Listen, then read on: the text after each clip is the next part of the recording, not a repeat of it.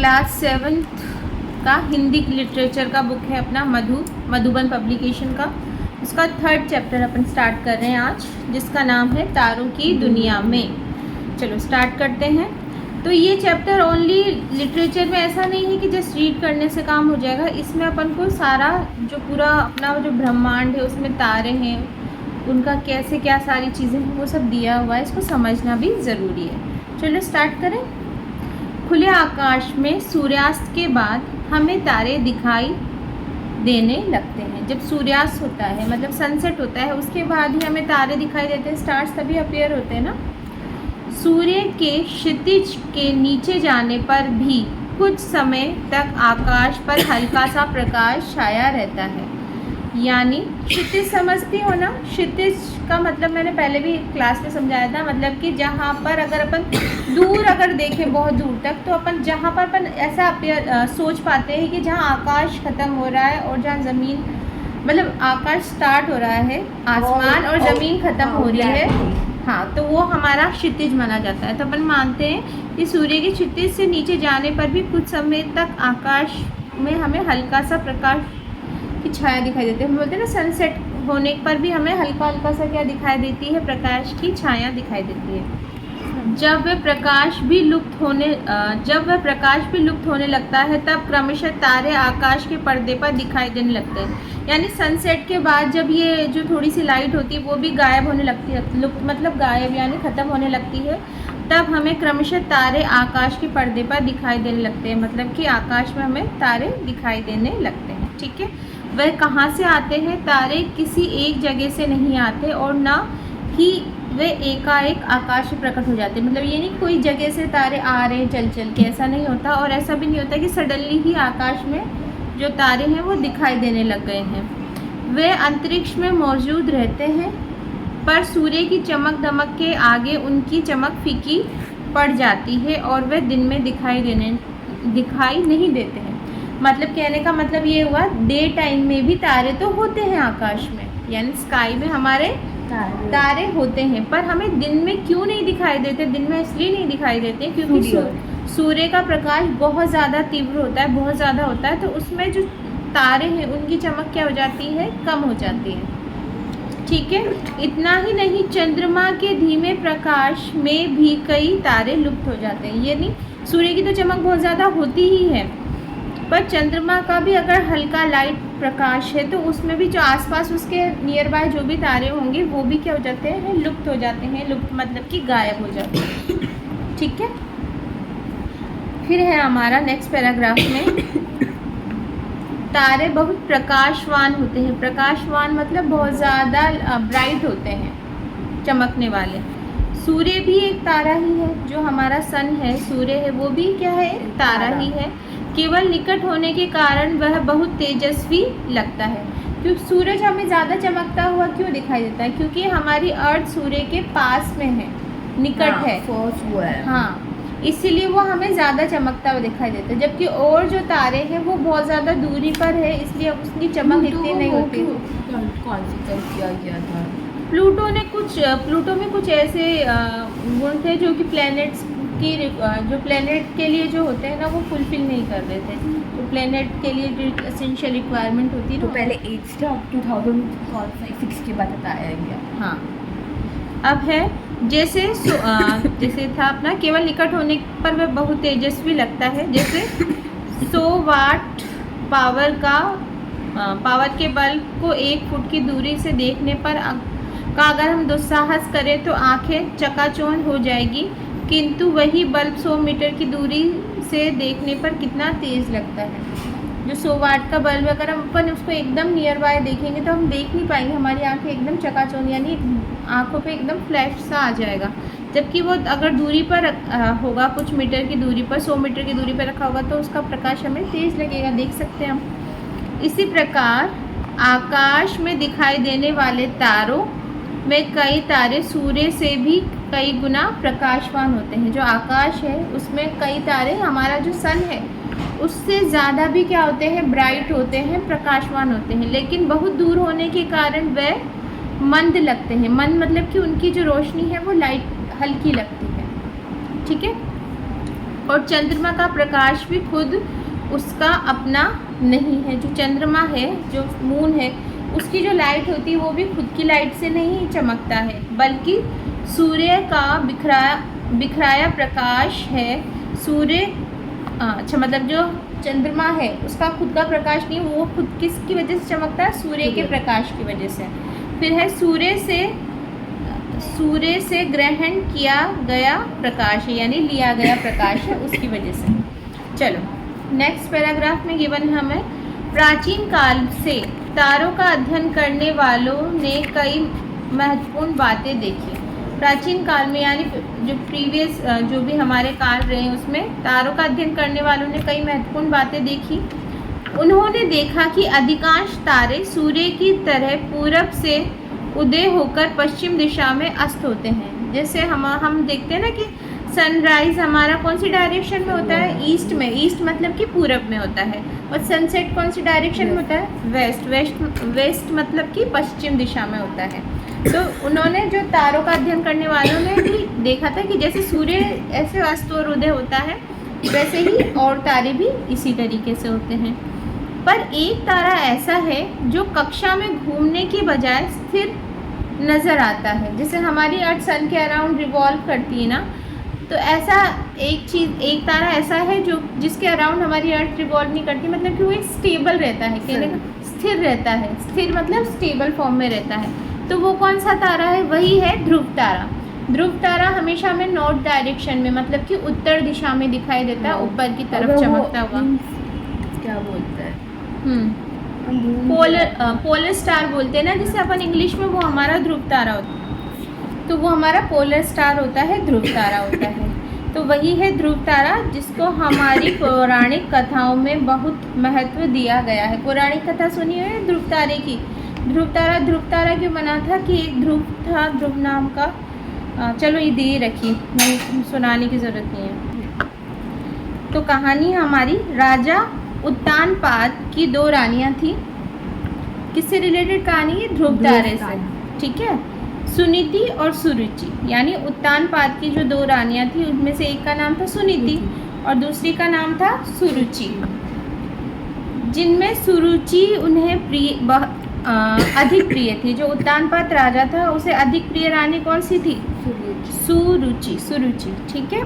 एक दिन सुरुचि के पुत्र उत्तम को अपनी पिता की गोद में बैठे देखकर सुनीति के पुत्र ध्रुव ने भी वहाँ बैठना चाहा। यानी जो दूसरी जो प्रिय रानी थी उसके बेटे को राजा की गोदी में बैठे देख,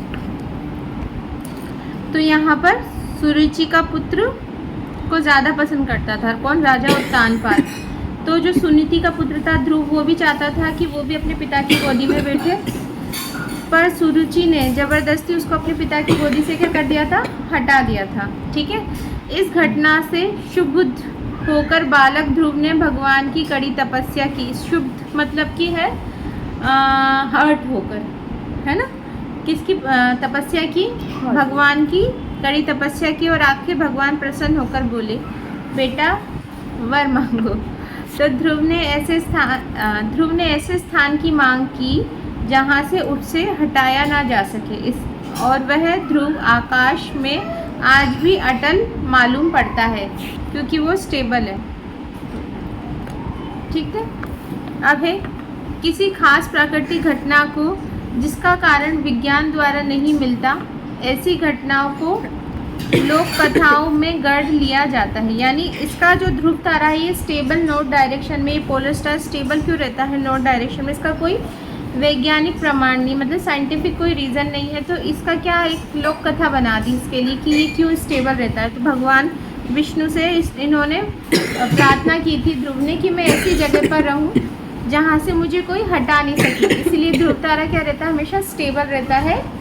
कौन सी डायरेक्शन में? नॉर्थ में। नॉर्थ को हम क्या बोलते हैं हिंदी में? उत्तर दिशा। उत्तर। ठीक है। लेकिन जैसे जैसे विज्ञान उन्नति करता जाता है, कारण मीमांसा भी आगे चलकर हो ही जाती है। जैसे जैसे विज्ञान अपना डेवलप होता जा रहा है, उसका रीज़न पता चलता जा रहा है, तो उसका भी एक्सप्लेनेशन होता ही जाता है। और फिर लोक कथाएं केवल एक मनोरंजक कहानी के रूप में ही रह जाती है। ठीक है, फिर इसके बाद में अपना है 2000 साल पहले यूनानी निरीक्षकों की यह धारणा थी कि पृथ्वी के चारों ओर ब्रह्मांड एक गेंद के रूप में फैला हुआ है।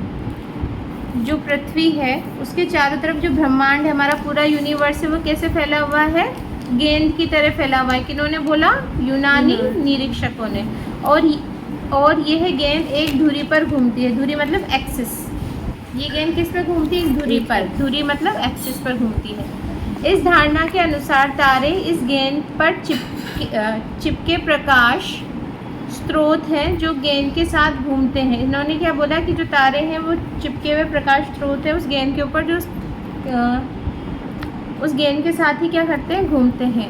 ध्रुव तारा गेंद की धुरी पर होने के कारण नहीं घूमता। और ध्रुव तारा क्यों नहीं घूमता? क्योंकि उन्होंने ये अजम्पशन लगा लिया कि ध्रुव तारा किस पर है? एक्सिस पे ही लगा हुआ है, इसलिए वो नहीं घूमता।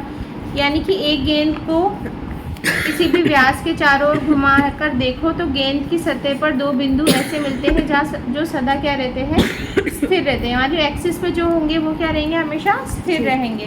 अब आगे का अपन अभी देखते हैं, जब तक तुम थोड़े से इसके शब्दार्थ लिख लो, फिर आगे कंटिन्यू करते हैं। अब आगे है अपना, इसमें 5वीं सदी में जन्मे भारतीय ज्योतिर्विद आर्यभट्ट ने इस धारणा का खंडन किया था। आर्यभट्ट। जीरो की खोज किसने की थी? शून्य की? आलिया भट्ट। तुम लोगों को आलिया भट्ट बड़ा याद रहता है। आर्यभट्ट ने की थी। आलिया भट्ट। एग्जाम में लिख के ना तुम्हारी मैम आलिया भट्ट को नंबर देती जब पता चलेगा। बस 2 दिन गलत था। चलो चुपचाप ध्यान दो। अपने ग्रंथ आर्यभट्टीय में उन्होंने यह डील दी थी। क्या डील दी थी? जिस प्रकार नदी के तट पर स्थिर वस्तुओं, पेड़, मकान आदि को नाव में बैठा व्यक्ति उल्टी दिशा में जाते देखता है, उसी प्रकार स्थिर तारे पृथ्वी से देखने पर पश्चिम दिशा में जाते दिखाई देते हैं। यानी जब जैसे अपन कोई बोट में बैठेंगे या कोई गाड़ी में बैठेंगे तो अपन चलते हैं तो हमारे जो भी हम आसपास की चीज़ें वो हमें अपोजिट डायरेक्शन में निकलती हुई दिखाई देती है ना, उसी तरीके से कार का वो हो रहा है, आगे जा रहा है तो वो सारी पीछे चीज़ें पीछे रह जाएगी, है ना। तो हम पृथ्वी से हमें क्या दिखाई देता है कि सारी जो तारे हैं वो कौन सी दिशा में जा रहे हैं? पश्चिम दिशा में जाते दिखाई दे रहे हैं। इसलिए आर्यभट्ट का ये दावा सही है कि ब्रह्मांड के तारे स्थिर है और हमारी पृथ्वी अपनी उत्तर दक्षिण धुरी पर घूमती है। हमारी पृथ्वी कौन सी धुरी पर? धुरी पर। ये चैप्टर पढ़ो, भीड़ में खोया आदमी, इससे पढ़ रही हो ना, तो इसको पाउच को रख दो, ठीक है ना। हाँ, घूमती पृथ्वी से देखने पर भी तारे घूमते नजर आते, क्योंकि हमारी पृथ्वी खुद घूम रही है, तो उससे देखने पर हमें तारे कैसे नजर आते हैं? घूमते हुए। लेकिन तत्कालीन व आर्यभट्ट के बाद के विद्वानों ने सही दलील का इस दलील का क्या किया? समर्थन नहीं किया, और दुर्भाग्य से इस विचारधारा को 10 शताब्दियों तक उपेक्षित रहना पड़ा। कौन सी विचारधारा को? आर्यभट्ट वाली विचारधारा को। कि आर्यभट्ट की दलील 10 शताब्दियों तक क्या रही? उपेक्षित रही। 16वीं सदी में कोपरनिकस ने कोपरनिकस के विचारों का प्रभाव जैसे जैसे बढ़ने लगा, वैसे वैसे स्थिर पृथ्वी की कल्पना दोलायमान होती गई। दोलायमान का अर्थ लिखा है तुमने, यानी कि चलने लगी, हिलने लगी। आर्यभट्ट नहीं, आज हम ये जानते हैं कि पृथ्वी एक लट्टू की तरह अपनी धुरी पर चारों ओर घूमती है, और यह धुरी उत्तर दिशा में ध्रुव तारे की ओर है। पृथ्वी अपनी किस पे घूमती है? अपनी एक्सिस पे घूमती है, और ये धुरी किस पर है? उत्तर दिशा में ध्रुव तारे की ओर ही क्या करी है? रोटेट करी है। हाँ, इस लट्टू के उदाहरण में एक और तथ्य भी छिपा है। जब तुम एक लट्टू को घुमाते हो तो क्या वह अपनी धुरी पर स्थिर रहता है? क्या अपनी एक्सिस पे घूमता है कि ऐसे थोड़ा सा टिल्टेड होके घूमता है ना, और आगे पीछे चारों तरफ आगे पीछे सरकता भी रहता है? नहीं, वह भी धीरे धीरे शंकु बनाते हुए घुमा करता है। इसी तरह पृथ्वी की धुरी भी अंतरिक्ष में क्या है? स्थिर नहीं है, वह भी धीरे धीरे घूमती हुई लगभग 20,000 वर्षों में एक चक्कर पूरा करती है। इसका मतलब ये हुआ कि सर्वदा ये धुरी ध्रुव तारे की ओर नहीं रहेगी, करीब 5000 वर्ष पहले पृथ्वीवासियों को ये ध्रुव तारा भी घूमता नजर आता होगा, क्योंकि उस समय अटल स्थान था थेबुन तारे का। उस समय 5000 साल पहले अगर हम बोले तो कौन सा तारा स्थिर तारा था? जैसे अभी ध्रुव तारा कौन सा तारा था पहले? थूबेन, थेबुन भी नहीं है, थूबेन तारा। इसी प्रकार भविष्यवाणी में 11,000 वर्षों के उपरांत ध्रुव तारे के बजाय वेगा अटल तारा होगा। और अपन आगे 11,000 साल बाद की सोचे तो उसके बाद कौन सा तारा ध्रुव तारे के बजाय अटल होगा? वेगा, जैसे वेगा सर्कल है ना अपने पास वो वाला। ठीक है, तो अब इस चैप्टर यदि हम आकाश के तारों को ध्यान से देखें और कई महीने अपने निरीक्षणों को जारी रखें तो हमें एक और बात दिखाई देगी। वह यह है कि सामान्यतः हर तारा अपने पड़ोसी तारों की पृष्ठभूमि पर स्थिर दिखाई देगा। यानी कि तुम मेरे लिए और मैं तुम्हारे लिए क्या हूँ? एक स्थिर तरीके से हूँ, स्थिर हूँ। यानी तारों के पटल पर कुछ इन्हें गिने अपवाद छोड़कर सभी तारे क्या रहते हैं? स्थिर रहते हैं। केवल पृथ्वी के घूमने के कारण यह तारा पटल पूर्व से पश्चिम की ओर सरकता दिखाई देता है, क्योंकि हमारी पृथ्वी क्या है? पृथ्वी घूमती हुई है, इसीलिए हमें जो तारा पटल यानी जो तारों का पूरा जहाँ पर तारे दिखाई देते हैं वो हमें पूर्व से पश्चिम की ओर सरकते हुए दिखाई देते हैं। क्योंकि जैसे पहला अपन शुरू में इस चैप्टर में देखा था ना, जैसे सनराइज होता है पूर्व दिशा में और पश्चिम दिशा में सनसेट होता है, वैसे अगर एग्जाम में आएगा तो तारा पटल में तारा कौन सी दिशा में उदय होते हैं और किस में अस्त होते हैं? वही सूरज की तरह ही होते हैं। ठीक है, जो इन्हें गिने अपवाद है इन्हें क्या कहते हैं? ग्रह कहते हैं। तारों के अलावा, यानी कि तारों के अलावा जो बाकी के हैं उन्हें क्या कहते हैं हम? ग्रह। ग्रह यानी कि हमारे प्लैनेट। यूनानी निरीक्षकों ने ग्रहों को प्लैनेट यानी कि घुमक्कड़ कहा, क्योंकि उन्हें इनकी गति में अनियमितता दिखाई देती थी। यानी कि जो प्लैनेट है उनकी गति क्या होती है? अनियमित होती है, फिक्स नहीं होती, कभी कम कभी ज़्यादा, इस तरीके से होती है। तारा पटल पर या सूर्य की दिशा से तुलना करने पर ग्रह कभी आगे और कभी पीछे जाते दिखाई देते हैं। यानी तारा पटल पर अगर हम ग्रहों को यानी प्लैनेट को अगर कंपेयर करें तो ग्रह यानी प्लैनेट कभी आगे और कभी पीछे की तरफ आते जाते हमें दिखाई देंगे, जबकि तारे हमेशा पूर्व से पश्चिम की ओर जाते हैं। तारे हमेशा पूर्व से पश्चिम और ग्रह आगे पीछे हो सकते हैं, उनका कोई फिक्स नहीं होता है। ठीक है, फिर है नेक्स्ट हमारा ग्रहों की विचित्र गति को देखकर सामान्य मानव ने यह धारणा बना ली कि इन ग्रहों की कुछ विशेष शक्तियाँ होती हैं जिसके बल पर वे इधर उधर भटकते हैं। फिर इसी धारणा ने फलित ज्योतिष को प्रोत्साहित किया। यानी जो ज्योतिष यानी जो एस्ट्रोलॉजर है वो इन्हीं ग्रहों के हिसाब से ज्योतिष विद्या यानी आगे का फ्यूचर और सारी चीज़ों के बारे में बताते हैं। यदि ग्रहों में कोई खास शक्ति हो तो ये सब हो सकता है। ठीक है, इसका प्रभाव मानव जीवन पर भी पड़ता है। इस प्रकार की कल्पनाओं से मानव को लगने लगा कि उसके जीवन का नियंत्रण, इसका प्रभाव मानव जीवन पे भी पड़ता है ना, अपन ने देख लिया। और इस प्रकार की कल्पना से मानव को लगने लगा कि उसके जीवन का नियंत्रण इन ग्रहों के प्रभाव से होता है। अपन बोलते हैं ना, जो एस्ट्रोलॉजी सारी जो होती है इन ग्रहों पर डिपेंडेंट होती है। ठीक है, फिर ग्रहों के घूमने की पहली सुलझी 17वीं सदी में जब योहान केपलर ने ग्रहों के निरीक्षणों का विश्लेषण करके ये सिद्ध किया कि ग्रह मनमाने नहीं भटकते, बल्कि वह नियमित कक्षाओं में सूर्य के चारों ओर घूमते हैं। अपनी 3 नियमों द्वारा केपलर ने ग्रहों की गति का पूरा विवरण किया। उसी सदी में आइजैक न्यूटन ने इन 3 नियमों का संबंध सूर्य के गुरुत्वाकर्षण से जोड़ा। आइजैक न्यूटन के भी 3 लॉज थे ना, अपन फिजिक्स में भी देखते हैं ना, न्यूटन्स के 3 लॉज होते हैं वैसे ही। ठीक है, और सबसे पहले अपन बोलेंगे कि किसने दिया था सारा, तो योहान केपलर, हमको नाम पता होना चाहिए। ठीक है, इस प्रकार जब हम जानते हैं कि ग्रह शक्तिवान व स्वेच्छाचारी ना होकर सूर्य के गुरुत्वाकर्षण द्वारा नियमित कक्षाओं में घूमते हैं, अतः जिस भ्रामक धारणा ने फलित ज्योतिष को प्रोत्साहित किया उसका अब कोई सबूत नहीं है। मतलब ज्योतिष का यानी एस्ट्रोलॉजी का कोई मेन सबूत नहीं है कि इसकी वजह से ही सारी हमारी जो भी दिनचर्या है या जो हमारा भविष्य है या भूत है वो डिपेंड करेगा। ठीक है, फिर है ग्रह और तारों का फर्क स्पष्ट हो चुका है। हमारे सूर्य के चारों ओर घूमने वाले ग्रह तारों की अपेक्षा हमारे काफ़ी निकट है। कौन हमारे ज़्यादा निकट है? ग्रह हमारे ज़्यादा निकट है, परंतु तारों की भांति स्वयं प्रकाशित ना होने के कारण उन्हें और दूसरे तारों के ग्रहों को देखना मुश्किल है, क्योंकि वो स्वयं प्रकाशित नहीं होते, जबकि तारे क्या होते हैं? स्वयं प्रकाशित होते हैं, तो उन्हें देखना मुश्किल है किनको? ग्रहों को। और ये संभव है कि अन्य तारों की भी ग्रहमालाएं हो।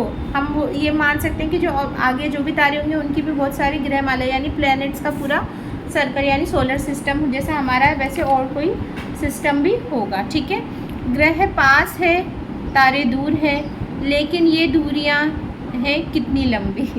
ठीक है, फिर है सन 1838 यानी 1838 में बेसल नामक एक जर्मन ज्योतिर्विद 1838 1838 1838 1838 1838 1838 या तो 1838 व्हाट इज 1838 हां व्हाट इज कुछ भी मिक्स कर रही हूँ। दोनों तो एक तो हिंदी का लग रखा दो वर्ड ना, ना, और ना। इंग्लिश का दो वर्ड। ऐसे नहीं होता है। 1838 में बेसल नामक एक जर्मन ज्योतिर्विद ने तारों की दूरियां नापने के लिए पैरेलैक्स विधि को सफलतापूर्वक अपनाया। कौन सी विधि को अपनाया? पैरेलैक्स विधि। इस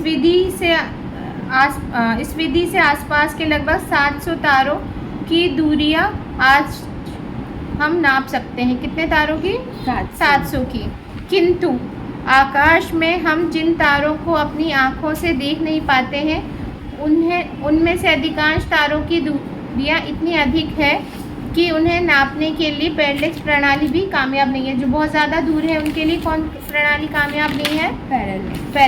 तो आज ऐसी स्थिति है जो तारा हम देख नहीं सकते उसकी दूरी पैरेलैक्स विधि से नाप नहीं सकते, और जिसकी दूरी हम नाप सकते हैं उसे हम देख नहीं सकते। ये चैप्टर के राइटर कौन है, मतलब लेखक कौन है? जयंत विष्णु नार्लिकर। ठीक है, इसके राइटर है। तो हम अपने चैप्टर कंप्लीट कर लिया तारों की दुनिया में, क्लास 7 मधुबन पब्लिकेशन की बुक मधु।